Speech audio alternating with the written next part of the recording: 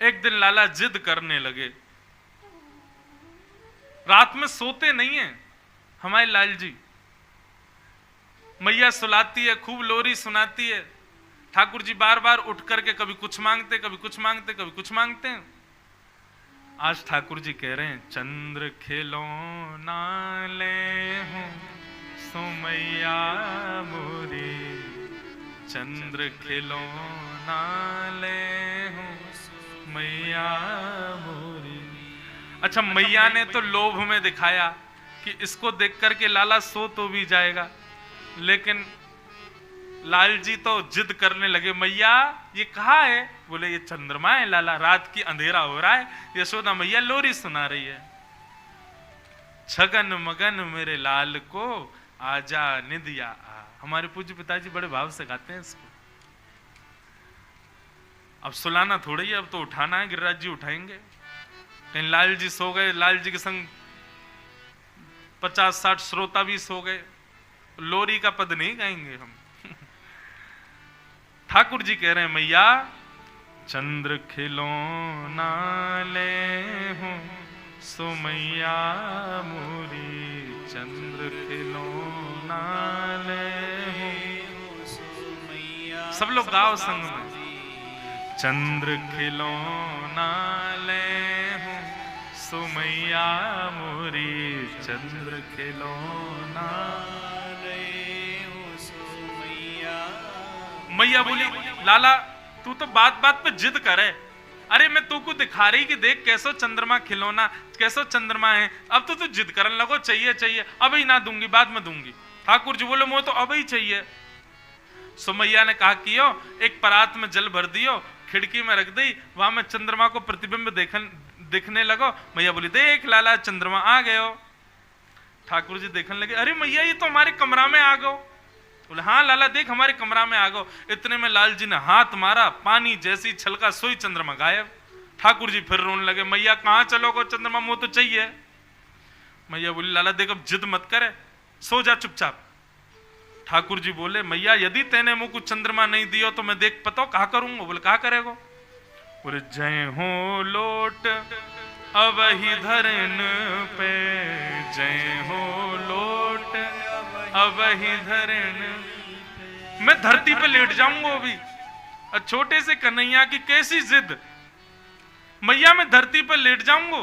तेरी गोद ना आए हूं सो मैया मोरी, तेरी गोद ना आए हूं सो मैया। दर्शन करो नन्हे से लाल जी की कैसी लीला। मैया से कह रहे, मैया मैं जमीन पे लेट जाऊंगा, तेरी गोद में ना आऊंगा फिर। मैया बोली, सुन ले लेट जा, वैसे ही कारो है, कोई देखे ना है तो को मैं नेका सुंदर बनाए दूं, तेरो श्रृंगार कर दूं, मोर पंख आदि लगा दूं, लेकिन तू माने ना है, या धरती में ही खेलवो तो कुछ जा, लेट जा जा, और मट्टी लग जाएगी और बुरा हो जाएगा, फिर और कोई ना देखेगा तो को। ठाकुर जी बोले, याते तो मैया मान नहीं रही। सो दूसरी बात ठाकुर जी कहते हैं, मैया यदि तेने मुकु चंद्रमा नहीं दियो तो सुरभि को पे पान न करी हो, सुरभि को पे पान न। मैया मैं गैया को दूध ना पीऊंगा, यदि तेने चंद्रमा नहीं दियो कल से मेरा दूध पीनो बंद, मैं दूध पीनो छोड़ दूंगा। और बेनी सिर ना गुथे हूं सो मैया मोरी, बेनी सिर ना गुथे। ये जो तू मेरे बालन को ऐसे कंगी कर करके छोटी सी चुटिया बना देना मैया, तो ते अपने बाल नहीं कड़वाऊंगा मैं। मैया बोली, ना पीवेगो दूध तो मत पीवे, पत्रो दुबरो है जाएगा, आग गड्ढान में चली जाएंगी, कोई ब्याह ना करेगा तो ते। और रही बात तू मुझे कंगी नहीं करवावे, मत करवावे, जुआ पड़ जाएंगी, पकड़ के तो ले जाएंगी जमुना जी में फेंक देंगी। ठाकुर जी बोले, मैया जुआ पड़ जाएंगी? बोले, हम बे कंगी ना करवावेगा तो ऐसे ही होगा। ठाकुर जी बोले, या बात तो नहीं मान नहीं मैया, कहा करूं? सब ठाकुर जी कह रहे हैं, अच्छा ठीक है, नहीं देगी चंद्रमा? मैया बोली, ना दे रही। ठीक है, तो फिर कल मैं गोकुल में घोषणा करूंगा। बोले, कहा घोषणा करेगो? बोले, हो तो पूत में नंद बाबा को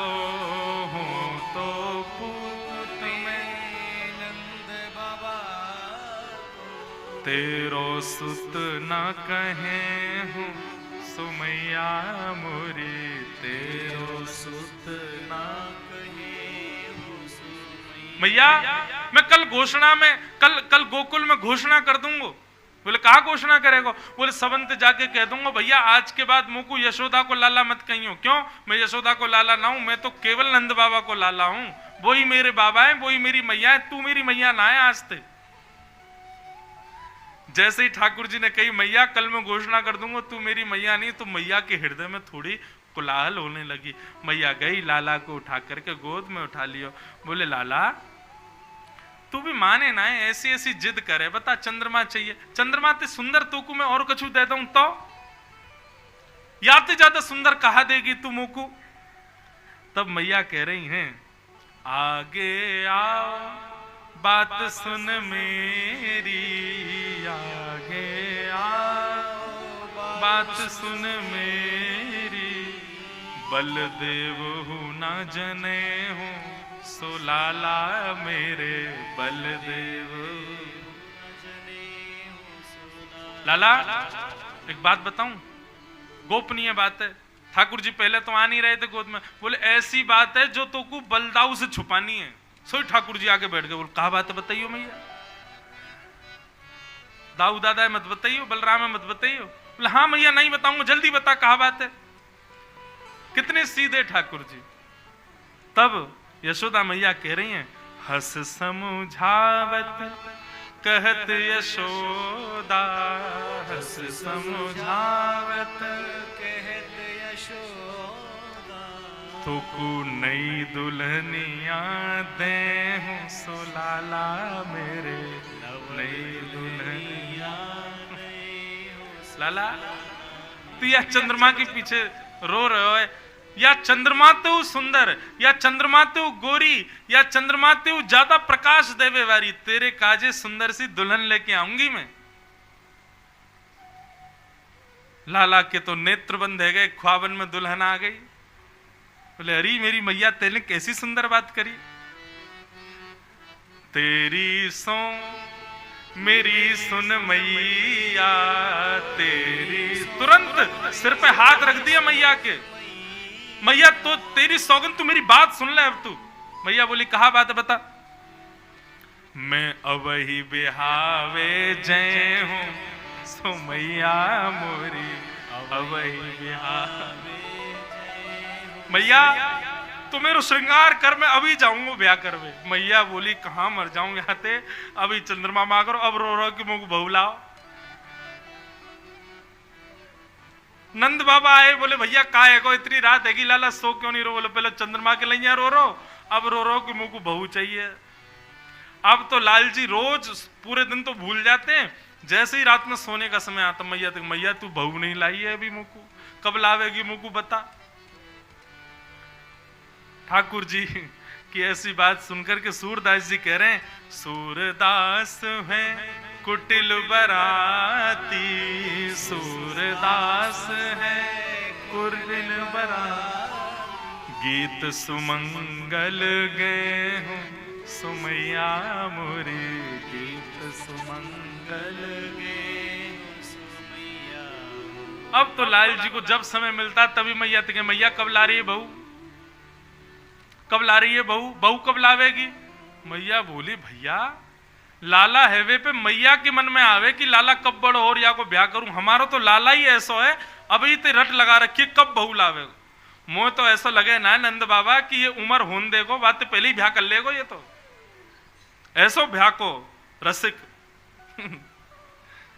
नन्हे से गोपाल जी की मधुर मधुर लीलाएं हैं, और इन सब लीलाओं को सुनकर के कहकर के बंधुओं नेत्र प्रेम आश्रुओं से भर जाते हैं। और एक बात कहूं, इन लीलाओं को सुनकर के प्रेमाश्रु यदि नेत्रों में आ जाएं तो यही समझना नन्हे से लाला ने अपनी उंगलियाते आपको छुयो है, तभी आपके नेत्र अश्रुओं से भर रहे हैं। बाल लीला बड़ी मधुर है ठाकुर जी की। ठाकुर जी अब हो गए 3.5 वर्ष के, और महाराज अब तो चोरी करने लगे, घर घर जामे जाकर के चोरी करें। क्यों चोरी करें उसके पीछे कारण है। कारण यह है कि भैया कंस ने पूरे गोकुल में प्रतिबंध लगा रखा है कि कोई भी व्यक्ति गायों का दूध घी दही अपने घर नहीं रख सकता। रखेगा तो उसको आकर के मथुरा बेचना पड़ेगा। जैसे हम लोग आज टैक्स जमा करते हैं सरकार को, ऐसे कंस के समय पर टैक्स था, गौरस ले जा करके मथुरा में जमा करो। तो मथुरा के लोगों को गाय नहीं पालनी पड़ती थी, गोकुल के लोग गाय पालते थे और सारा गौरस ले जाकर के मथुरा के लोगों को दे देते थे। ये टैक्स था उस समय पर। आजकल हम लोग सरकार को डांटते हैं इतना टैक्स बढ़ा दिया है, लेकिन कंस का टैक्स तो बहुत खतरनाक था। हर घर में कम से कम 100 गाय अनिवार्य थी। 100 गाय से कम आप रख नहीं सकते, इसीलिए नाम गोकुल था। गौ यानी गाय, उनका जो कुल है वो गोकुल। और नंद बाबा के यहां तो 9 लाख गायें थी और उनसे होने वाला गौरस 90% गौरस ले जा करके मथुरा देना पड़ता था। तुम्हारे परिवार में कितने भी लोग हों इससे कोई मतलब नहीं, 10% से ज्यादा रख नहीं सकते। मतलब 100 गायों का यदि 100 घड़ा दूध होता था तो केवल 10 घड़े दूध ही रखने की अनुमति थी, बाकी सब देना पड़ता था। ठाकुर जी को जब ये बात पता चली, भगवान बोले अरे गैया हमारी, मक्खन हमारो, घी हमारो, दूध हमारो, खावे को वो कंस राक्षस। ग्वाल बालन से बोले ये हम सहन नहीं करेंगे। ग्वाल बाल बोले लाला तू कछु कहते रहे, हम कछु कर ही ना सकें। क्यों? कंस के यहां से हर दिन सिपाही देखने आते हैं कितना घड़ा दूध बचा के रखा है। तो भैया कहीं सिपाहियन को ज्यादा दिखाई दे जाए तो सिपाही बहुत मारे कोड़े बरसा में। ठाकुर जी बोले तो इसका क्या उपाय है? भगवान बोले अभी हम 3.5 वर्ष के, हमारी बात कोई सुनेगा तो है नहीं, लेकिन जब तक हम बड़े हों तब तक हम प्रतीक्षा करेंगे नहीं तो कंस की तो आदत बन जाएगी। ठाकुर जी बोले देखो सामग्री यदि सही सलामत होगी तो देनी पड़ेगी मथुरा जाके, लेकिन सामग्री अगर चोरी हो जाए तो? सामग्री चोरी हो गई तो महाराज से कह देंगे महाराज चोरी है गई, कहां से लाएं? सब ग्वाल वालों से बोले हाँ भाई जितने अच्छे काम करने सब आज कर लो, कल से तो चोरी होगी गोकुल में। ग्वाल बाल बोले लाला जो कहेगो सो करेंगे लेकिन चोरी नहीं करेंगे। भगवान बोले क्यों चोरी करवे में कहा जा रहा है? हमारी मैया के लाला कछु करियो चोरी मत करियो, क्योंकि चोरी करेगो तो तेरो ब्याह ना होगो।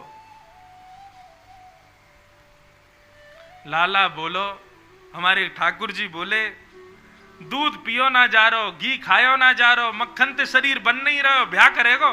अरे पतर पूछ रहा से, हमारे यहाँ पतले दुबले को ब्रजभाषा में बोलते हैं पतर पूछ रहा। आज हमारे चाणक्य जी आए, बोले महाराज जी आज थोड़ी ब्रजभाषा सुनाइयो। मैंने कि ऐसे ऐसे शब्द हैं उनके अर्थ ही नहीं पता चलेंगे आपको। अरे लाला पतर पूछ रहा से, शरीर तेरो बनो ना है और ब्याह करवे जावेगो, और तुम्हें इतनी दिक्कत है चोरी करवे थे तो एक काम करो अपनी दूसरी मंडली बना के तुम लोग अलग रहो, मैं और दाऊ दादा चोरी करेंगे। ग्वाल बाल सब बोले लाला दूर मत करे, तू जो कहेगो सो करेंगे लेकिन खुद से दूर मत करे। तो भगवान बोले देव वचन करोगे चोरी? सब बालक बोले लाला जो तू कहेगो सब करेंगे। बोले सारे अच्छे काम आज कर लो, कल से चोरी होगी।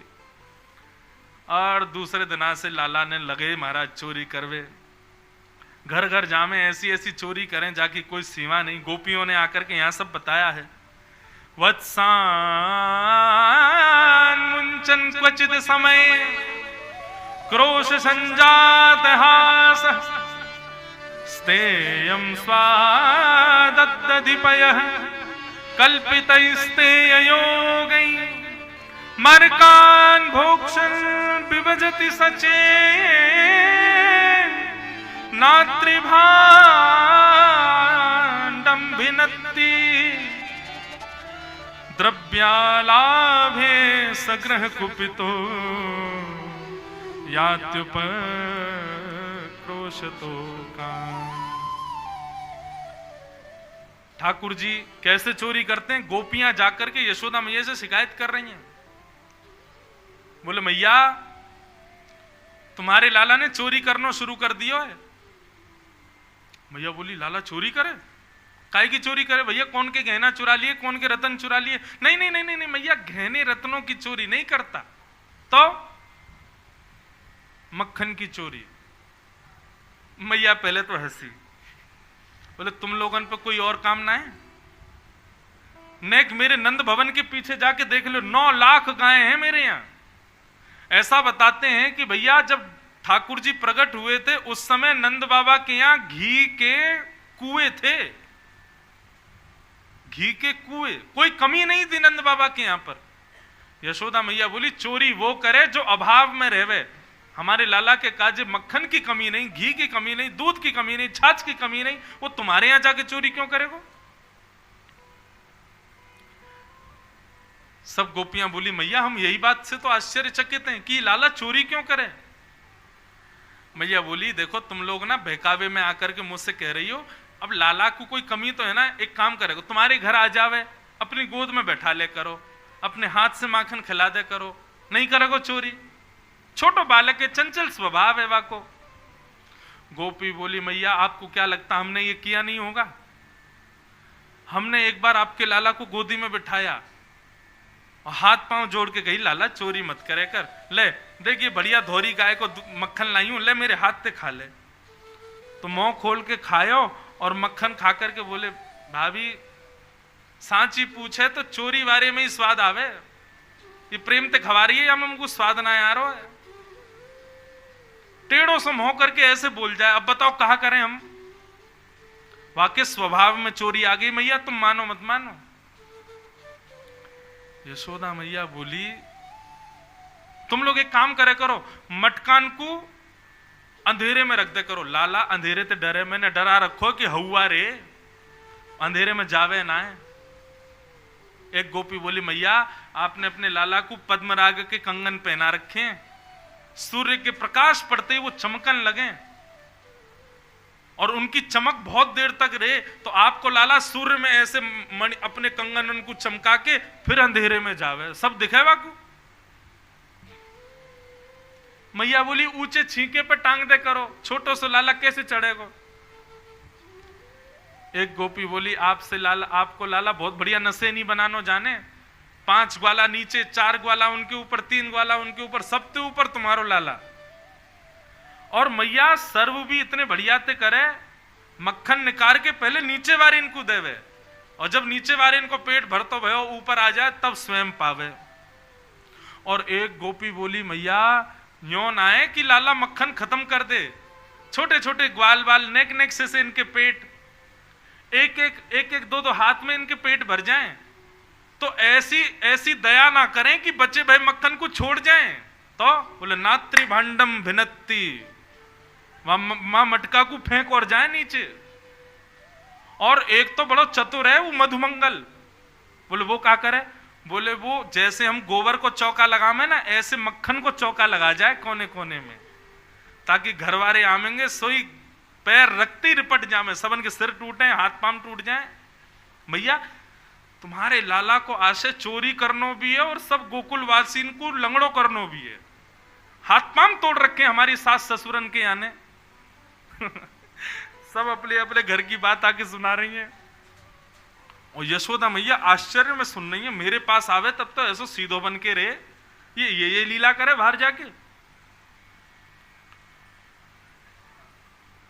मैया सोच रही थी, तभी एक गोपी बोली मैया एक बात और कहें। बोले कहा चोरी ना करने दें तो भी आफत, चोरी करने दें तो आफत है ही है, चोरी अगर नहीं करने दें, बहुत बहुत बहुत प्रावधान कर दें कि भैया लाला भीतर नहीं आ सके तो भी दिक्कत है। मैया बोली क्यों, तो क्या दिक्कत है? बोले यदि कोई गोपी ने ऐसो कछु व्यवस्था कर दी कि लाला चोरी नहीं कर पायो तो वह घर में फिर कोई चैनते रह ना सके। बोले क्यों? बोले आपको लाला हृदय पे ले जाए बात है, और सब सखांत के आज या घर में चोरी नहीं कर पाए, हम कितने भी प्रयास कर लिए लेकिन सब में विफल है गए। ये घर के लोगों ने हमारो आज को भोजन मारो है, कल इनको भोजन हम मारेंगे, सो दूसरे दिना हम लोगन के उठवे तो पहले ही आ जाएं घर में। और का करके जामे? बोले छोटे छोटे बालकन को नोच के भाग जाएं, हमारी बछड़ान ने खोल के भाग जाएं, गैयान ने यमुना जी के किनारे छोड़िया में। एक गोपी बोली मैंने ऐसा प्रावधान किया कि लाला चोरी नहीं कर पायो। तो जरूरी नहीं है क्रोध में ही सबके यहाँ ऐसी व्यवस्था, किसी किसी के हंसते भय जामे। दूसरे दिन मेरे यहाँ आए, मैंने उनको कह दी लाला कल चोरी नहीं कर पाया हो, चाहे कितनों चतुर हो, मेरे यहाँ तो एक मक्खन नहीं ले पायो तू। बोले भाभी जी कल वास्तव में हमारा मन ही ना हो चोरी करवे को, आप तो कहा आप तो कछु कर लो, हम तो फिर कर जाएंगे, आपके आंखन के नीचे से चोरी करके जाएंगे। मैंने कि लाला चल अब बात मत बनावे, जल्दी नहा धो के आ जा। तो मुझे बोले काई को नहा धो के क्यों आऊं? बोले आज तेरे भैया को जन्मदिन है, सत्यनारायण भगवान की मैंने कथा रखी है, पंजीरी बूझ रही हूं, कथा होएगी फिर पंजीरी बांटूंगी। तो मेरे सामने ऐसे खड़ा हो गया, बोलो वैसे सही पूछे भाभी तो तू मेरी पूजा कर ले, सांचो सत्यनारायण तो मैं ही हूं, ये झूठे मूठे सत्यनारायण की पूजा काय को करे मेरी कर ले। सो मैंने मजाक में यूं धर दियो, मैंने कहा अरे चल बनो सत्यनारायण, नहावे है ना, मोह धोवे है ना, 4-4 दिना तक नहावे ना, और हमारे का सत्यनारायण बने। आज भी बंधुओं हमारे ब्रज के कई मंदिरों में ठाकुर जी रोज नहीं नहाते, और जगन्नाथ जी की तो पूछो ही मत। जगन्नाथ जी कैसे नहाते हैं पता है? जगन्नाथ भगवान के सामने बड़े बड़े शीशे रख देते हैं, और शीशे में जब जगन्नाथ जी दिखते हैं तो शीशों में पानी डालते हैं, जय जगन्नाथ, नहा लिए जगन्नाथ भगवान। बताओ, ये तो स्नान है जगन्नाथ जी को। श्रीनाथ जी में नाथ द्वारा में तो गिनती के साल भर में 3 या 4 बार स्नान होता है। स्नान पूर्णिमा को होगा, जन्माष्टमी को होगा, और एकाध उत्सवों पे होता है। बाकी के दिन तो गीले कपड़े से केवल पहुंचते हैं ठाकुर जी को। छोटो लाला है ना, सर्दी लग जाएगी, चल नहा धो के आ, बने सत्यनारायण। मैया जन कहां तक कुत्ता के 2 पिल्ला ले आयो और ले जा करके मेरे सत्यनारायण भगवान के सिंहासन पर बिठा दिए, और जाते जाते मुझे बोलो भाभी ने अपने सत्यनारायण को दर्शन तो कर लियो। मैं दौड़ करके गई तो देखी सत्यनारायण चतुर्भुज नारायण भगवान की मूर्ति, और दोनों तरफ कुत्ता के पिल्ला। परमानंद दास को ठाकुर लायो पिल्ला घेर। ऐसी ऐसी लीला करे। और एक गोपी ने तो ऐसी बात कह दी, बोली मेहनादी ने वास्तव, बोले किसी के यहां क्या किया क्या किया क्या किया मुझे नहीं पता, लेकिन मेरे यहां जो किया वैसा किसी के यहां नहीं किया होगा।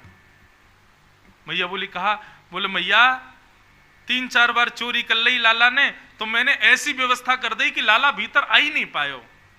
तो तिरछी नजर करके बोलो भाभी तेने हमारो हक मारो है, कल तेरो हक हम मारेंगे, कल तेरे घर में चूल्हो जल नहीं पावेगो।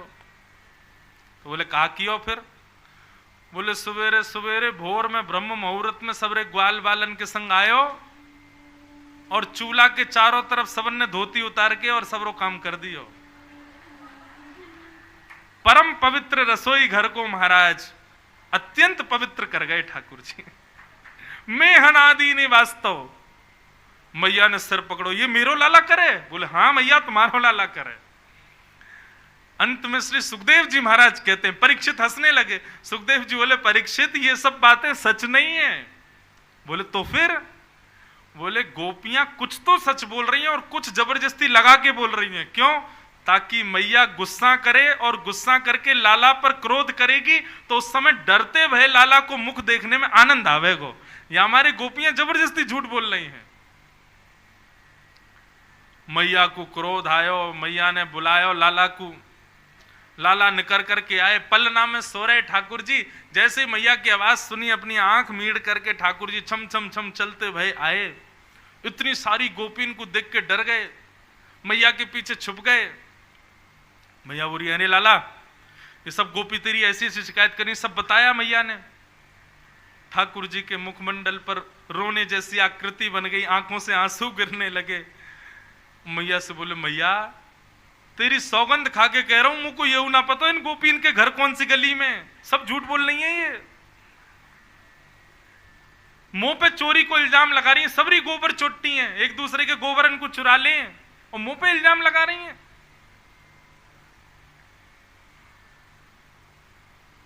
यशोदा मैया लाला को लेके भीतर आई, और भीतर आकर के मैया ने लाला को हाथ अपने सिर पर रखो, बोले लाला सौगंध खा, तू आज के बाद चोरी नहीं करेगा। ठाकुर जी मुस्कुराने लगे, बदले में हमको क्या मिलेगा? बोले कहा चाहिए तो को? बोले ना मैया ऐसे तो नहीं, कछु तो देना पड़ेगा। मैया बोली पूल तो कहा चाहिए? बोले सौ खाऊं पर घर ना जाऊं मैया, अब ना करूंगो चोरी, अब ना करूंगा मैं चोरी, पर सांची कह कब लावेगी मुँह को तो दुल्हन गोरी। मैया एक बात मान ले मेरी, 3.5 वर्ष के हैं बस, मैया तू मेरा ब्याह करा दे, मैं चोरी नहीं करूंगा। गोरी से दुल्हन लिया। मैया कितना भी गुस्सा में हो, लेकिन लाला की नटखट बात सुन के मैया के सौरो गुस्सा दरो रह जाए। वो लाला तू ऐसे बात मत करे कर, मुझे गुस्सा आवे तो को मारूं तो को डांटूं, लेकिन तेरी इन सब बातन ते ऐसी चुपड़ी भाई बातन ने माखन ने खा खा के मोते भी माखन ही बोले। अच्छा बता कैसी बहू चाहिए तो को? सोई ठाकुर जी गोद में बैठ गए, मैया तू लावेगी मुंह को? बोले बिल्कुल लाऊंगी, पहले बता तो सही तो को बहू कैसी चाहिए? रोज बोले बहू चाहिए बहू चाहिए, कैसी बहू चाहिए बता, हमारे ब्रज का पद है। ठाकुर जी कह रहे हैं भोरी सी होए सुघर छोटी। मैया भोरी सी लइयो, ज्यादा तेज तर्रार मत लइयो। मैया बोली क्यों तेज क्यों नहीं? बोले एक अकेली तू ही बहुत है तेज। मैया बोली अभी बताऊं तो को, बातन ने बनावे। बोले मैया भोरी सी लइयो और छोटी सी लइयो। मैया बोली नेक्सो सो तो तू, और बहू कितनी छोटी चाहिए? बोले इतनी छोटी लइयो कि मैं जेब में धर के गैया चरावे जायो करूं। भोरी सी होए छुबग छोटी और सुआ सारी नाक आंख मोटी। कौआ कौआ नहीं, कौन सा होता है वो, हाँ तोते जैसी नाक हो, सुआ सारी नाक आंख मोटी, बड़ी बड़ी आंख हो मैया। और मैया वा को स्वभाव कैसे हो पता है? तोते छिपाए मुख घूंघट में मुस्का जाए थोड़ी थोड़ी। मैया जैसे ही तू वाके सामने आयो करे सोई घूंघट कर ले और वही मुस्कुरा जाए करे, ऐसी बहू लिया। मैया बोली वारे लाला कौन सिखावे तो को ये सब बात? बोले मेरे गुरुजी मधुमंगल श्री दामा, वही सिखा मैं। मैया बोली आंधेदारी करने आज बताऊंगी, ये सब सिखा मैं लाला को। अच्छा ठाकुर जी के जो सखा है ना, सब सखाओं में सबसे छोटे हैं ठाकुर जी, 3.5 वर्ष के, लेकिन प्रेसिडेंट है, सबसे ऊपर है। और मधुमंगल श्री दामा तो ब्याह लायक है गए, उनकी उंगली पकड़ के ठाकुर जी चले पूरे गोकुल में। कैसी लीला ठाकुर जी की। मैया बोली अच्छा ऐसी बहू चाहिए और बता। मैया एक बात तो समझाऊं। मैया मेरी एक बात सुन ले। बोले कहा? बोले जब मैं ब्याह करवे जाऊंगा ना, सबन को लेके जाऊंगा, पूरे गोकुल को लेके जाऊंगा, सबन को लेके जाऊंगा, लेकिन बलदाऊ संग न ले जाऊं। क्यों? या दादा ने कहा बिगाड़ो तेरो, या बलराम में क्यों ना लेके जाएगा तू? बोले क्योंकि ये गोरो है और मैं कारो हूं। कहीं मंडप में बैठी भाई बहू को मन या पे आगो तो, और कहीं माने मेरी जगह बरमाला भैया को पहना दी तो, और मैं तो बहुत रोऊंगा। और मैया ये तो इतना चतुर और है, कहीं मेरो ब्याह है भी रहे होगो, कहीं मेरे भामर परऊ रहे होंगे, फेरा चलऊ रहे होंगे, सो आके याने अगर यूं कहती लाला हुआ आगो, तो मैं तो भामर छोड़ के भाग जाऊंगा। मुझे तो इतना डर लगे ये दाऊ दादा मेरे ब्याह को तोड़वावे के पूरे षड्यंत्र करेगो। मैया या हमारे याकू नहीं ले जाऊंगो। मैया तू मेरी एक बात सुन ले। बोले कहा? मोए गोरो दुल्हा बनाए दी जो कहूं, हंसे ना वहां की छोरी। मैया तू ऐसा श्रृंगार करियो मैं गोरो गोरा दिखूं, ताकि मेरे ससुराल में जो मेरी सारी सरेज होंगी ना छोटी छोटी, वो कहीं हंसे नहीं मुंह को देख के। यशोदा भैया बात सुन करके आनंदित हो रही है। मैया बोली ठीक है लाला करा दूंगी। आप तो लाल जी हट करने, अभी करा मेरो ब्याह। मैया मेरी एक बात मेरी और सुन ले। कहा? गोपिन पे मंगल बजवाए दे। तू तो अब मंगल गान शुरू करवा दे मैया, और बाबा ते कह के मगवाए दे। चढ़वे को सुंदर घोड़ी, सो खाऊं पर घर ना जाऊं मैया, अब ना करूंगो चोरी। ऐसे ठाकुर जी की लीलाएं सुन करके यशोदा मैया अपने अंक में भर लेती है लाल जी को, नेत्रों से अश्रुपात होने लगता है, बार बार विधाता को धन्यवाद कहती हैं। ऐसे मधुर, ऐसी मीठी बोली, ऐसे मधुर ठाकुर जी दिए हैं। यशोदा मैया लाल जी के संग खूब सुखी, खूब आनंद में।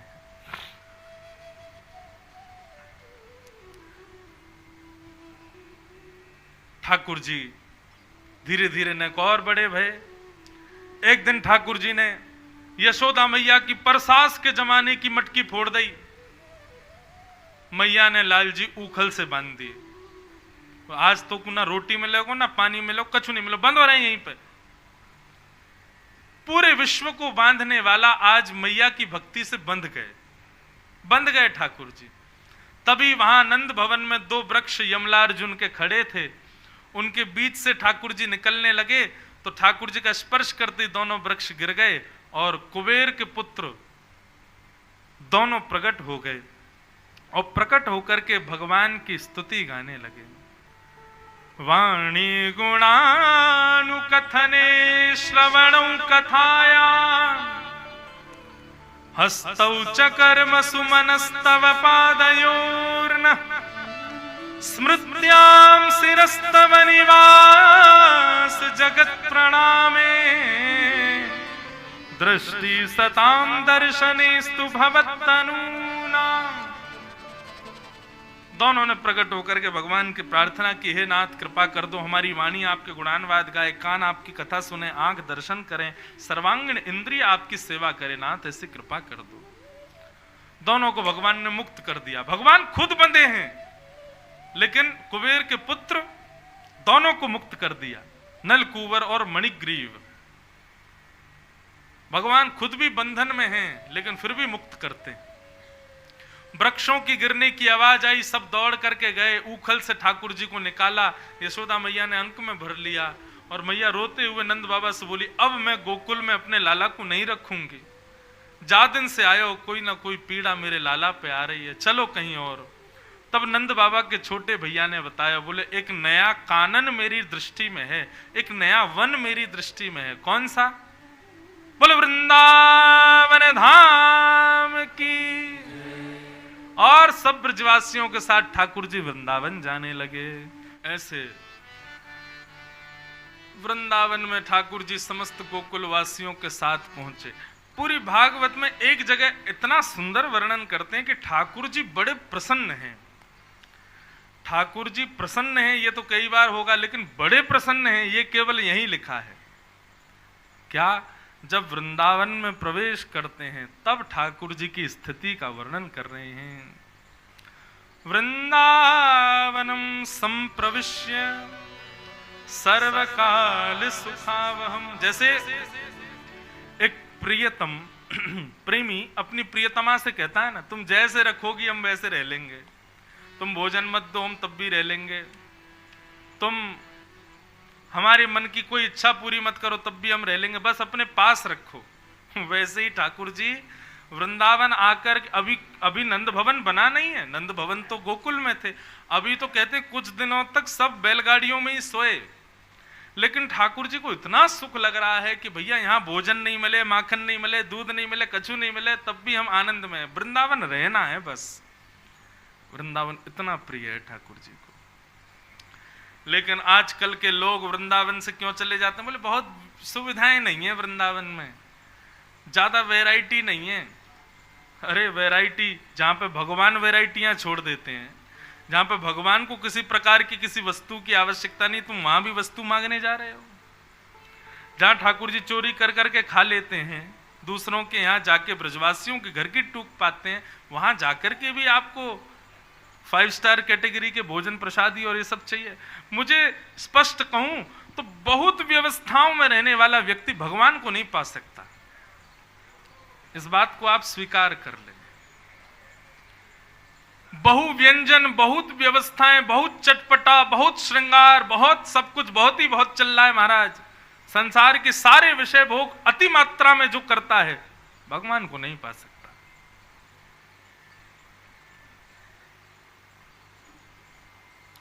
जो समत्व सामान्य स्थिति को स्वीकार करता है वो ठाकुर जी उसको स्वीकार करते हैं।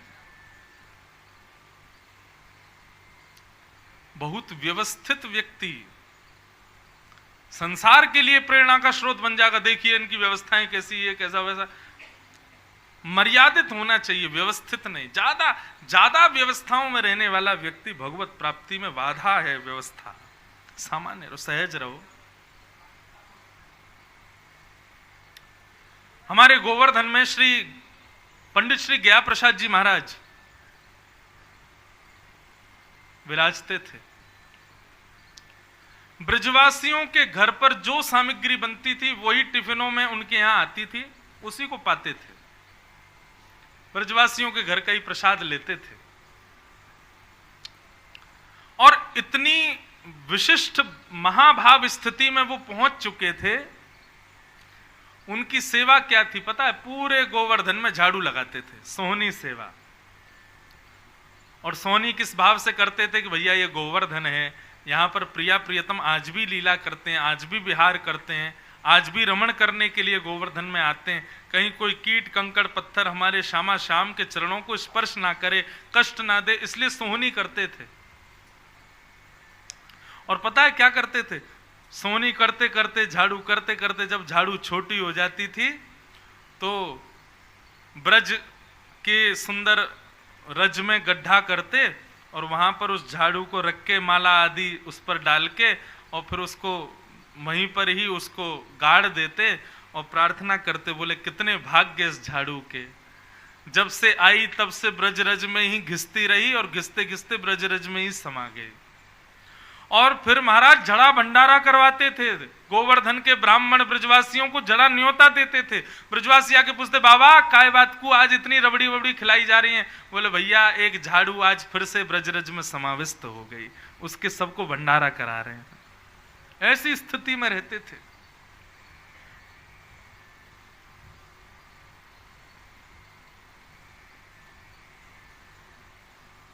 हम नियम कितने करते हैं भजन में, भक्ति में, ये विशेष बात नहीं है। हमारी विचारधारा और हमारी स्थिति कहां तक पहुंचती है, ये विशेष बात है। भाव विशेष है। आप नियम कितने करते, सुबह कितने बजे उठ गए, जल दिया कि नहीं दिया, ये किया कि नहीं, गैया को रोटी खवाई कि नहीं, वो खवाई, सब अच्छी बात है। लेकिन यदि भाव प्राधान्य हृदय नहीं है ना, तो नियमों को श्रेष्ठ करके आप स्वर्गगामी बन सकते हो, परंतु भाव प्राधान्य से तो आप ठाकुर जी की प्राप्ति कर लोगे। भाव प्रधान होना चाहिए। और हम अपने लाल जी, परसों यहां कथा पूरी होगी, परसों कथा थोड़ी जल्दी होगी, इसलिए आप लोग परसों थोड़ा और जल्दी आना, कमर कस के। हमारी 3 बजे की फ्लाइट है, जगन्नाथपुरी जाना है, अगले दिन से वहाँ कथा है। तो समय क्या है वो अभी सब महिला मंडल के लोग निश्चित कर लेंगे। सुबह जल्दी जल्दी आना, नाश्ता मत करना एक दिन, और क्या हो जाएगा, कुछ घट थोड़ी जाएगा। हम तो बिना नाश्ता के रोज आते हैं, रोज 3 बजे ही प्रसाद पाते हैं, पूरे दिन कुछ नहीं। अब परसों हमारे लाल जी जाएंगे। लोग पूछते हैं आप महाराज जी लाल जी को कैसे ले जाते हो? विदेश जाते हैं, वहां भी जाते हैं लाल जी। तो हम क्या करते, अब देखो भाव प्रधान है। यहां ठाकुर जी का भोग लगा देंगे सुबह, और उसके बाद ठाकुर जी से निवेदन कर देंगे, लाल जी अब रोटी मिलेगी जगन्नाथपुरी जाके। तो बीच में झारी जी जो उनको समीप रखेंगे और यमुना जी का स्मरण करेंगे, हे यमुना मैया जब जब लाला को प्यास लगे जल पिला दी हो। बंटा जी रखेंगे, उसमें प्रार्थना करेंगे, हे यशोदा मैया जब जब लाला को भूख लगे कछु पवा दी हो। और फिर करीब 5-6 हजार रुपए हम ठाकुर जी के पास धर देते हैं, आपको भूख लगे रास्ता में कछु खरीद के खा ली हो। अब ये भाव है। हाँ, आकाश में खूब सखियां मिलेंगी, गोपी कोई मिल जाए तो आपको कछु भाव है तो खरीद के खा लियो। अब लाल जी हमारे सुधर गए ना। हमारे वृंदावन में तो एक पद गाया जाता है, वो मुझे याद नहीं आ रहा है अभी, राधा रसामृत था नागपुर में, वहां मैंने वो पद गाया था। वो पद ऐसे है कि किशोरी जी से सब जाकर के क्या कह रहे हैं, बोले हे किशोरी जी आपकी बड़ी बढ़िया छाया पड़ गई हमारे बिहारी जी पे। बोले क्यों? बोले सुधर भये हो बिहारी, जब से आपकी छाया पड़ी तब से सुधर गए लाल जी, तब से बुद्धि ने ठिकाने आ गई है। तो अब हमारे लाल जी सुधर गए, चोरी वोरी कम करते हैं, पैसा दे के खरीद के खाते हैं। तो ये सब भाव की बात है। भाव प्राधान्य रखो अपना जीवन।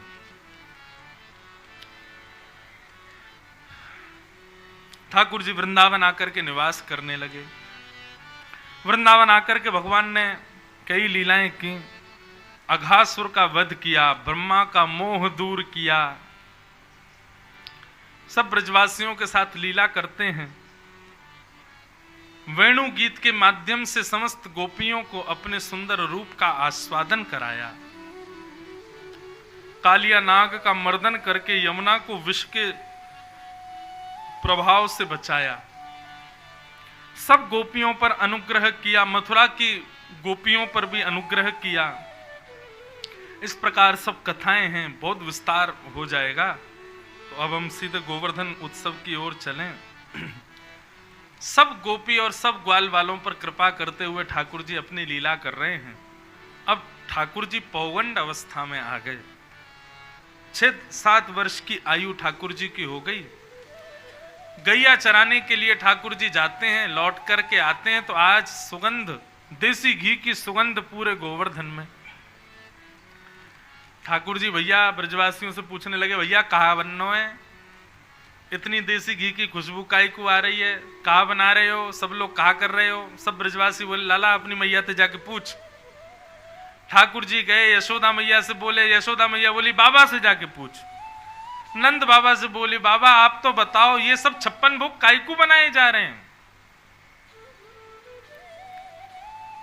नंद बाबा बोले लाला हम सब किसान हैं ना ब्रजवासी, और किसानन को देवता इंद्र है।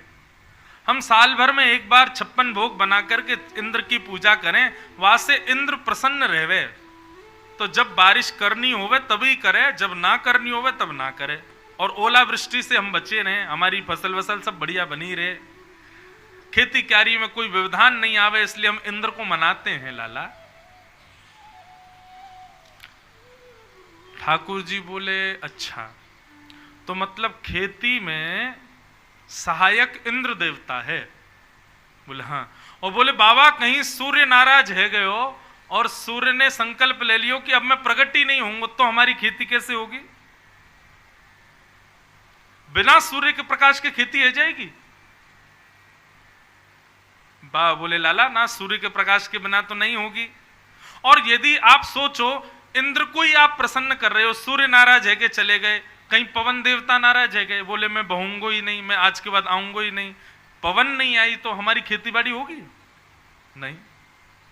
मान लो आप इंद्र को ही प्रसन्न कर रहे हो, वरुण देवता नाराज है गए, जल ही का संचार नहीं होगा, जल ही नहीं डालेंगे तो क्या हमारी खेती बाड़ी होगी? सब बोले लाला तू सही सही बता ना, कहा कहना चाह रहा हो? बोले मैं ये कहना चाह रहा हूं कि भैया यदि इंद्र को प्रसन्न करने के लिए हम पूजा करते हैं तो बाकी के भी देवता हैं, 33 करोड़ देवता हैं, सबकी पूजा करो। ये उन लोगों के लिए उत्तर है जो कहते हैं हमारे हिंदू वैदिक सनातन धर्म में इतने देवता किसको पूजें? सुनो भगवान खुद बता रहे हैं। बोले पिताजी अकेले इंद्र को ही क्यों पूजना, सबको पूजो, शनि को भी पूजो, चंद्रमा को भी पूजो, सूर्य को भी पूजो, वरुण को भी पूजो। हमारे हिंदुओं में तो इतने देवता, वृक्ष भी देवता है, इसको भी पूजो। और पिताजी यदि सबको पूजते जाओगे तो 33 करोड़ हैं, पूजते रहो, जीवन निकल जाएगा, लेकिन देवता पूरे नहीं होंगे। लाला तू कहनो का चाहे? बोले मैं ये कहना चाहूं जड़ में पानी डालवे से वृक्ष हरो भरो होवे, पत्तान में पानी डालवे से वृक्ष हरो भरो ना होवे। वृक्ष पर पत्ते तो लाखों हैं, लेकिन जड़ में जल डालने से पूरा वृक्ष हरा भरा हो जाता है। ऐसे ही 33 करोड़ देवता हैं, लेकिन इन समस्त 33 करोड़ देवताओं के मूल आधार हैं श्रीमन नारायण, विष्णु, वही नारायण हैं। शंख चक्र गदा पद्मधारी चतुर्भुज नारायण ही आधार हैं, उनकी पूजा करो। ब्रजवासी बोले लाला अब्बा नारायण को खोजबे हम कहां जाएं? बोले अरे वही साक्षात नारायण विष्णु हमारे ब्रजमंडल में गोवर्धन के रूप में विराजमान हैं, चलो गोवर्धन उनकी पूजा करो। उनकी पूजा करोगे तो सब देवता खुश हो जाएंगे। ब्रजवासी बोले इंद्र की इतने वर्षों से चली आई पूजा बंद होगी तो इंद्र नाराज तो होगा, और इंद्र नाराज हो गए तो सबको बहा देगा, सबको डुबा देगा। भगवान बोले चिंता क्यों कर रहे हो आप, जिनकी शरण में जा रहे हो उनके बड़े लंबे लंबे हाथ हैं, वो सबकी रक्षा करेंगे, चलो सब गोवर्धन। और सब ब्रजवासी ठाकुर जी की बात मान करके श्री गोवर्धन की ओर प्रस्थान कर रहे हैं। 56 भोग सजाए सबने, 56 भोग लेकर के सब श्री गोवर्धन पहुंचे। श्री गोवर्धन नाथ के सन्मुख 56 भोग सजाए, अभिषेक किया, अभिषेक करके पंचामृत अभिषेक आदि करके 56 भोग आदि सब धराए। गोवर्धन परिक्रमा लगा करके सब ब्रजवासी आए। सब बोले लाला तेरो देवता तो प्रकट भयो नहीं, बोले प्रार्थना करो। सब ब्रजवासी प्रार्थना कर रहे हैं। गिरिराज धरण प्रभु तुमरी शरण, गिरिराज धरण प्रभु तुमरी शरण, गिरिराज धरण प्रभु तुमरी शरण, गिरिराज धरण प्रभु तुमरी शरण, गिरिराज धरण प्रभु तुमरी शरण, गिरिराज धरण प्रभु तुमरी शरण। रखो लाज हमारी श्री गोवर्धन, रखो लाज हमारी श्री गोवर्धन, रखो लाज हमारी गोवर्धन, रखो लाज हमारी श्री गोवर्धन, गिरिराज धरण प्रभु तुमरी शरण, गिरिराज धरण प्रभु तुमरी शरण, हे प्रभु तुमरी शरण, प्रभु तुमरी शरण। बंधुओं, श्री गोवर्धन नाथ आगे अभी आज हमारे लाल जी पधारे हैं, बाहर 56 भोग सजे और 56 भोग सब गोवर्धन से बन के आए हैं। उत्सव का अभी हम लोग दर्शन करेंगे, लाल जी की महाआरती करेंगे, तो उन सब में व्यस्त हों। उससे पूर्व गोवर्धन नाथ जो है ना बंधुओं, आप सब लोग गिरिराज जी जाते हैं, गिरिराज जी को पूछते हैं, भाव रखते हैं। गिरिराज जी जो है ना, इनकी प्रधानता क्या है, इनकी विशेषता क्या है? जिस इंद्रिय से आप ठाकुर जी की सेवा नहीं कर पा रहे हो, उस इंद्रिय को गिरिराज जी के सन्मुख प्रस्तुत कर दो और गिरिराज जी से कहो कि हे नाथ, हम आंखों से दर्शन तो कर रहे हैं, मुख से गा तो रहे हैं, लेकिन हमसे कथा सुनी नहीं जाती, आलस्य आता है, निद्रा आती है, हे गोवर्धननाथ कृपा करो। और इस कृपा की आकांक्षा से आप गिरिराज जी को प्रणाम करोगे ना, तो गिरिराज जी का नाम है गोवर्धन। गौ कहते हैं इंद्रियों को, और उन इंद्रियों का जो कृष्ण भक्ति में वर्धन करे उसका नाम गोवर्धन। जो इंद्रिय भगवत भजन नहीं करती हो, ले जाओ उसकी शिकायत गिरिराज जी के सन्मुख। बोले देख लो महाराज जी कान कथा बता नहीं सुनते हैं, आप कृपा करो और एक परिक्रमा इसी भाव से लगाओ परिक्रमा के पश्चात आप अनुभव करेंगे कि जिस इंद्रिय से आप भजन नहीं कर पा रहे थे, ठाकुर जी को रिझा नहीं पा रहे थे, वही इंद्रिय भगवत सेवा में अति निपुण हो जाएगी।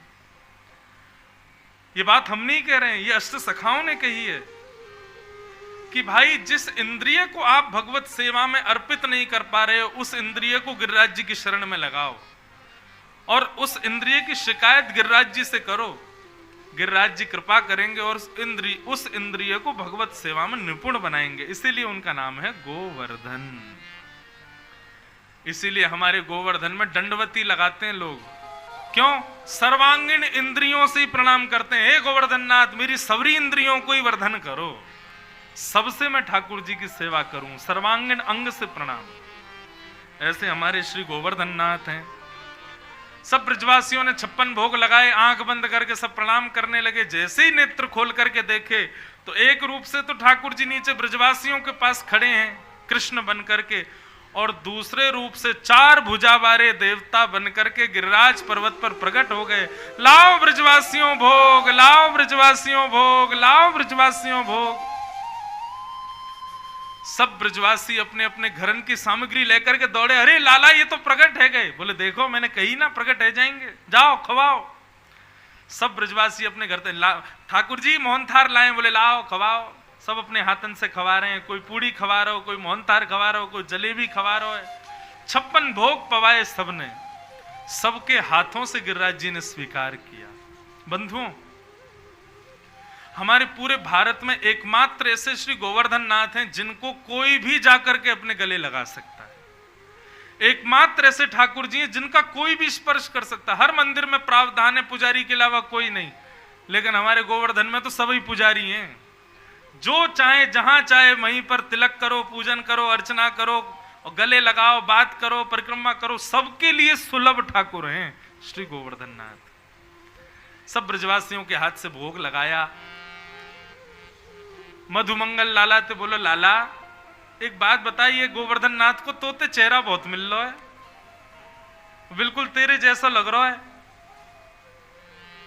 ठाकुर जी बोले तू नहीं जाने, हम दोनों एक ही गैया को दूध पी में, और एक ही गैया को दूध पीवे की वजह से हमारो चेहरा मिले। मैं गैया चरावे यही गोवर्धन पर्वत पे आऊं ना, तो मेरी एक गैया को दूध ये बाबा पी जाए गोवर्धन नाथ, या हमारे हम दोनों को चेहरा 100।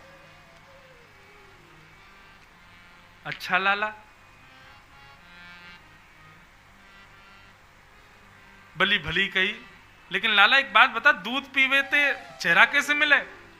ठाकुर जी बोले तेरी बहन को और तेरा चेहरा भी तो मिले, तुमने तो एक ही मैया को दूध पियो, ऐसे हम दोनों ने एक गैया को दूध पियो। मधुमंगल पीछे तो बोले लाला बात अन्य बना रहे है, ऐसे तो बछड़ा भी गैया को दूध पीवे, बाको मोह तो हम तो मिले ना है, वो बछड़ा भी गैया को दूध पिए, हम भी पीवे, हमारा तो मोह मिला। बंधुओं, मैं अपनी कथा में कहा करता हूं और इस विषय को आप स्वीकार करो, ब्रजवासी इसलिए प्रिय हैं ठाकुर जी को क्योंकि ब्रजवासी बड़े भोले हैं, बड़े सीधे हैं, सीधी सीधी बात करते हैं। ज्यादा चतुराई ब्रजवासियों में है नहीं, और चतुर लोग ठाकुर जी को प्रिय नहीं। इसलिए भैया सीधे बनो, ज्यादा चतुराई मत लाओ अपने अंदर। चतुर बनोगे तो संसार के प्रिय हो जाओगे। अरे भाई इसका दिमाग बड़ा तेज है, कुछ भी कहो तुरंत उत्तर देता है, कुछ भी कहो तुरंत प्रावधान कर देता है, कुछ भी कहो तुरंत व्यवस्था। ये ज्यादा चतुर लोग संसार को प्रिय होते हैं, भगवान को प्रिय नहीं होते। हमारे लाल जी के प्रिय बनना चाहते हो तो सीधे बनो, भोले बनो, चतुराई को भीतर मत आने दो। सब ब्रजवासी आनंद से गिरिराज जी को उत्सव मना रहे थे। इतने में ही इंद्र को पता चल गया, मेरी पूजा बंद कर दी, गड़गड़ करके बादलों को भेज दिया। आकाश से सांबर तक मेघ गिरने लगा। जैसी वर्षा हुई सब ब्रजवासी भागे। ठाकुर जी बोले चिंता मत करो, गोवर्धन नाथ की शरण में चलो। सबने श्री गोवर्धन नाथ को प्रणाम किया और ठाकुर जी ने अपनी दोनों भुजाओं से गिरिराज पर्वत को एक तरफ से उठा करके और नीचे अपना एक भुजा से उठाया और अपनी एक अन्य उंगली पर धारण कर लिया। 7 कोस लंबे चौड़े गिरिराज पर्वत को 7 वर्ष के बाल कृष्ण ने अपने नख पर धारण कर लिया। बोलो गिरवरधारी गोपाल की। सब ब्रजवासियों से बोले आ जाओ आ जाओ आ जाओ, सब खड़े हो जाओ। छतरी खड़ी हो गई है, मानो गिरिराज जी को छत्री बना लिया ठाकुर जी ने। सब ब्रजवासी जाकर के खड़े हो गए, सबने अपनी छड़ी लगा ली, शेषनाग ने बाहर से बांध बना लिया, सुदर्शन चक्र आकाश में घूमने लगे, अगस्त मुनि एक कोने पर बैठ करके जलपान करने लगे। इस प्रकार ब्रजवासियों की रक्षा की। सब ब्रजवासियों ने अपनी अपनी छड़ी लगा ली। बोले लाला उंगली नीचे कर ले। ठाकुर जी बोले उंगली नीचे कर ली तो गिरिराज जी आ जाएंगे।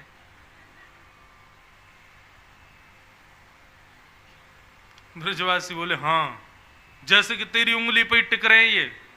बोले और नहीं तो क्या, मेरी उंगली पे ही टिक रहे हैं। अरे लाला साच ही पूछे, हमारे हमारे डंडान पे टिक रहे हैं गिरिराज जी। ठाकुर जी बोले अच्छा, आपके इन डंडान में इतनी सामर्थ्य, इतने बड़े गिरिराज जी को उठा लें। गर्ग संहिता कभी पढ़िएगा बंधुओं। गर्ग संहिता में गिरिराज जी जब भगवान ने उठाए थे तब उस समय के गिरिराज जी का रूप लिखा है। आज गिरिराज जी केवल और केवल 21 किलोमीटर लंबे हैं, लेकिन गर्ग संहिता में वर्णन है जब ठाकुर जी ने गिरिराज जी उठाए थे तो 21 किलोमीटर लंबे, 21 किलोमीटर चौड़े और 21 किलोमीटर ऊंचे।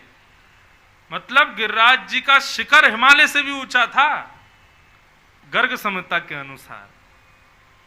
अब वृंदावन में कई बार भागवत में ऐसा वर्णन आता है कि ठाकुर जी गैया चराने जमुना जी जाते हैं और जमुना जी से गिरिराज जी पर चढ़ जाते हैं। मतलब पहले गिरिराज जी की सीमा वृंदावन में यमुना तट तक आती थी, अब वो तो हर दिन तिल भर गिरिराज जी भीतर प्रवेश कर रहे हैं, तो इसलिए अब सूक्ष्म होते चले गए। नहीं तो जब ठाकुर जी ने उठाए तब गिरिराज जी ऐसे थोड़े ही थे जैसे अब दिख रहे हैं। और अब वाले भी हों तो भी क्या एक बालक की कन्नी उंगली पर उठा लेगा, लेकिन ठाकुर जी ने उठा लिए। भगवान बोले इतने लंबे चौड़े गिरिराज जी तुम्हारे डंडान पर टिके हैं। तो सब ब्रजवासी बोले तेरी उंगली पर टिक रहे हैं। बोले हाँ मेरी उंगली पर टिके। बोले लाला बात मत बनावे, चल हाथ नीचे कर ले। ठाकुर जी बोले ठीक है तो संभालो। ठाकुर जी ने नीचे किए, सोई गिरिराज जी नीचे आने लगे, सबन के डंडा टूटने लगे, चट चट आवाज आने लगी। अरे लाला संभाल संभाल संभाल। ठाकुर जी ने फिर से उंगली लगाई और गिरिराज जी टिक गए। सब ब्रजवासी अपने टूटे टूटे डंडान ने देख रहे हैं। वो लाला कि सच में तेने उंगली पे उठा लिए गिरिराज जी? भगवान बोले हाँ। भगवान ने कितनी विशिष्ट लीलाएं कर ली। पूतना मार दी, अघासुर, बकासुर, धेनुकासुर, किन किन को नहीं मारा।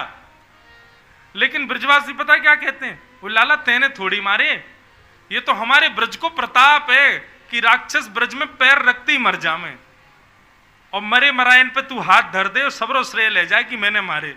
ठाकुर जी बोले जय हो धन्य ब्रजवासी, आप लोग कभी स्वीकार नहीं करोगे कि मैंने मारा। बोले तू मार ही ना सके, हमारो फूल सो लाला, इतना नाजुक कोमल सो लाला राक्षसन ने मारेगो। ये तो हमारे ब्रज को प्रताप है। हमारे ब्रज में इतने संतन ब्रजवासी ने, गौवन की इतनी कृपा है हमारे ब्रज पे कि राक्षस प्रवेश करते ही मर जावे। ठाकुर जी की किसी भी प्रभुत्व को स्वीकार नहीं करते ब्रजवासी। आज ठाकुर जी ने गिरिराज जी उठाए, उसके बाद भी सब ब्रजवासी बोलने लाला तू को बतानी पड़ेगी तो में इतनी शक्ति कहां से आई। तो हमारे ब्रज का बड़ा प्रसिद्ध भाव है, कछु माखन को बल बढ़्यो, कछु गोपन करी सहाय, श्री राधे जू की कृपा सो मैंने गिरवर लियो उठा। कछु तो मुंह में माखन को बल आगो। ब्रजवासी बोले हाँ लाला ये बात तो ठीक है, तेने माखन को खायो इतनो बल आगो तुम्हें, लेकिन तेने कही कछु गोपन करी सहाय, हमने क्या सहायता करी। बोले जब गिरिराज बाबा प्रकट भये तो वो मेरे जैसे दिखाई दे रहे, तो आप सब उनको देखो फिर मोहे देखो, फिर उनको देखो फिर मोहे देख रहे, तो आप सबन के बार बार मुंह को देखने की वजह से आप सबन की शक्ति मुंह में आ गई और मैंने गिरिराज जी उठा लिए। ब्रजवासी कहें तभी तो हम कहें हम कमजोर क्यों हो गए, आजकल घबराहट सी क्यों है रही है, नेक नेक में थक जाए, नेक चलती थक जाए, अरे पतो चली लाला ने हमारी शक्ति चुरा ली है। हाँ भाई देख रहा है, लाला तो हमारो फूल सो है, हमारे शक्ति के बलते लाला ने गिरिराज जी उठाए। सब ब्रजवासी बोले लाला अब जब तक गिरिराज जी उठावे को हम सब अपलक नेत्रंत तो को देखेंगे ताकि हम सबन की और शक्ति तो को मिल जाए। ठाकुर जी मुस्कुरा रहे हैं, वाह जय हो ब्रजवासी। अब भी इनको सच्ची लग रहा है कि इन्हीं की शक्ति है मुझ में। और श्री राधे जू की कृपा सो मैंने गिरवर लियो उठाए। श्री राधा रानी की कृपा से मैंने गिरिराज जी उठाए। इसके 108 भाव हैं। कितने? 108 अनंत भाव हैं। जयदेव महाप्रभु गीत गोविंद में कहते हैं, अभिनव जलधर सुंदर धृत मंदर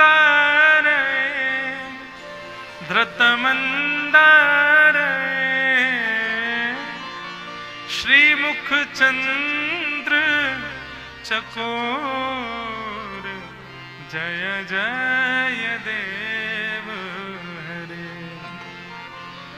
श्री राधा मुख चंद्र चकोर जय जय देव हरे। अभी 24 को यहाँ कथा पूरी, 25 से हमारी जगन्नाथपुरी में कथा प्रारंभ है। और यहाँ तो सामान्य सीधी हमने कथा की, वहां पर विशेष रूप से गीत गोविंद के पुट के साथ रोज कथा होगी। गीत गोविंद जयदेव महाप्रभु रोज जगन्नाथ जी को जाके सुनाते हैं और उसमें ठाकुर जी की लीलाओं के भेद खोलते हैं जगन्नाथ जी, श्री जयदेव महाप्रभु।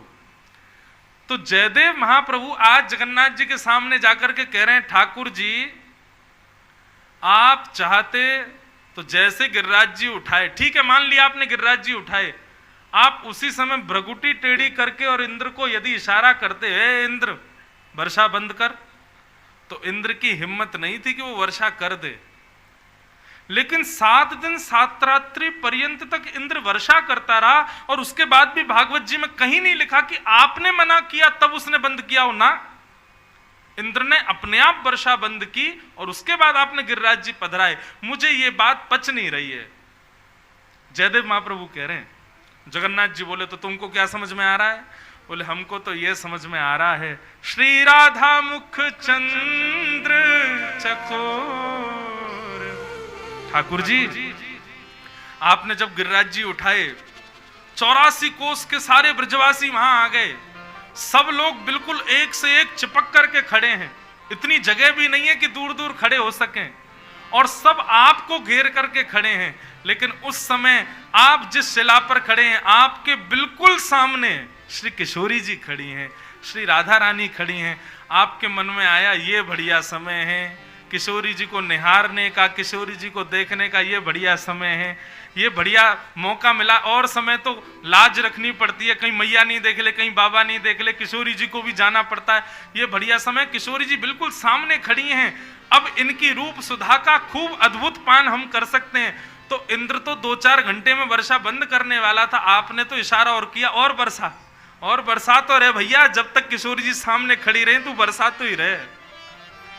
बोले आपने 7 दिन रात आपने किशोरी जी के रूप का आस्वादन किया, तब 7 दिन में इंद्र बोला महाराज भंडार खत्म हो गया, अब पानी नहीं बचा मेरे पास में।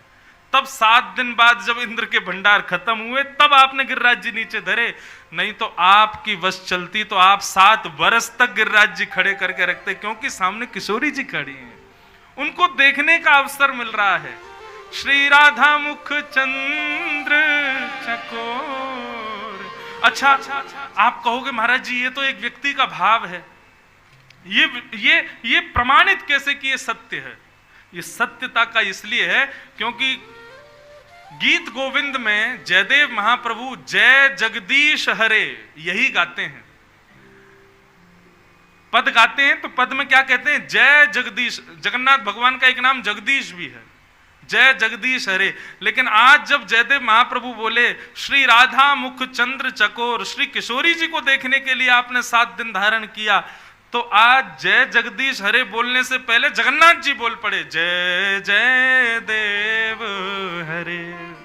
वाह जयदेव तुम बिल्कुल सही कह रहे हो। जिस बात को वेदव्यास जी नहीं पकड़ पाए, जिस बात को सुखदेव जी नहीं लिख पाए, उस बात को जयदेव महाप्रभु ने लिख दिया। वास्तव में बंधुओं ये जो गिरधर छवि है ना, ये जो श्रीनाथ जी है ना, ये छवि ठाकुर जी की सबसे मनोहर छवि है। क्यों? क्योंकि इसमें ठाकुर जी सदैव नेत्र नीचे करके रखते हैं। क्यों नीचे करके रखते हैं? इसके कई भाव हैं। लोग कहते हैं कि भगवान कह रहे हैं जो मेरे चरणों में मैं उसी को देख रहा हूं, लेकिन मेरा भाव कहता है ठाकुर जी कह रहे हैं मैं सबन को देखवे को ना खड़ा हूं ऐसे, मेरे सामने जब श्री जी आएंगी मैं तभी नेत्र ऊपर करूंगा, उनको देखवे के काजे मैं नीचे खड़ा हूं। बोले श्री जी को लाओ तब उनको देखूंगा मैं। बोलो गोवर्धन नाथ की, गिरिराज धरण की।